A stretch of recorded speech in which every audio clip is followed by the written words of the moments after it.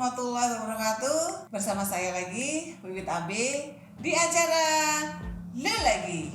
Lupa Lagi, Belajar Lagi.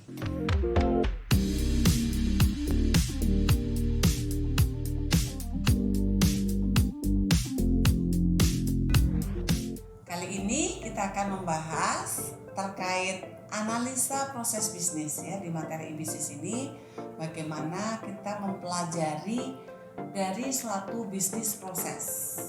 Apa itu bisnis proses?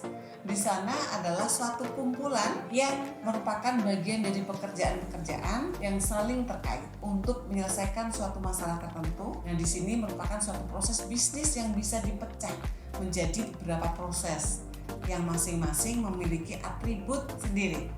Tapi di sini juga berkontribusi untuk mencapai tujuan tertentu tadi. Nah, analisa proses bisnis ini umumnya ya dapat melibatkan pemetaan proses dan subproses di dalamnya hingga tingkatan aktivitas atau kegiatan yang Anda lakukan. Banyak definisi terkait bisnis proses dijabarkan ke dalam para ahli manajemen ya untuk proses manajemennya. Nah, beberapa karakteristik umum yang dianggap harus memiliki dari proses bisnis ada 6 ya. Yang pertama dari sisi definitifnya. Proses bisnis itu harus memiliki batasan, masukan serta keluaran yang jelas. Yang kedua dari sisi urutannya, memiliki suatu proses bisnis itu harus terdiri dari aktivitas yang berurutan sesuai waktu dan ruangnya. Yang ketiga dari sisi pelanggan, proses bisnis harus mempunyai penerimaan hasil dari proses. Yang keempat ada nilai tambahnya ya. Dari transformasi ini terjadi dalam proses harus memberikan nilai lebih atau nilai tambah bagi penerimanya.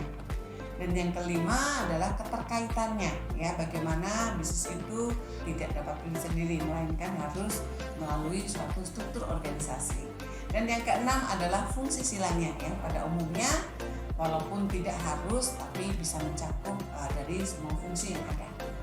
Nah, tipe proses bisnis ada 3, yaitu terkait proses manajemennya, kemudian proses dari sisi operasionalnya, dan yang ketiga adalah dari proses pendukungnya ya. Anda bisa memperhatikan di sini dari sisi data flow diagram sebagai contoh ya, bagaimana suatu sistem terbentuk ya. Ada terkait teknologinya, orangnya, datanya, dan dari sisi organisasi yang Anda bentuk. Nah, kemudian bagaimana input dari dalam proses bisnis itu terjadi ya, prosesnya dari sisi orangnya, organisasinya, teknologinya ya, dan tipe keputusan yang Anda buat ya, hingga akhirnya mengeluarkan output di sini.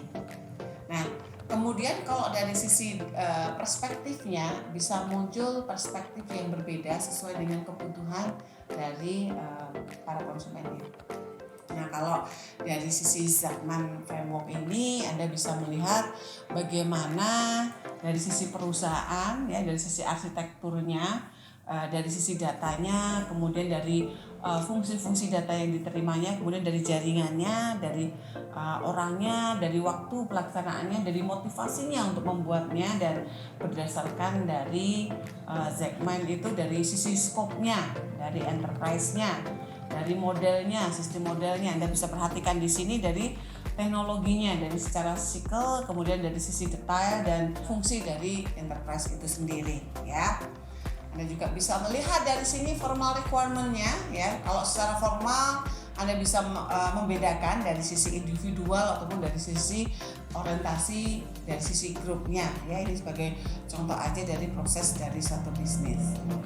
Nah, kalau kita bicara dari Anda sebagai pebisnis ya, tingkat kreativitas Anda ditantang di sini ya untuk berpikir out of the box ya, beda dari yang lainnya. Nah, itu memang nggak semua orang bisa, tapi Anda bisa mencobanya ya.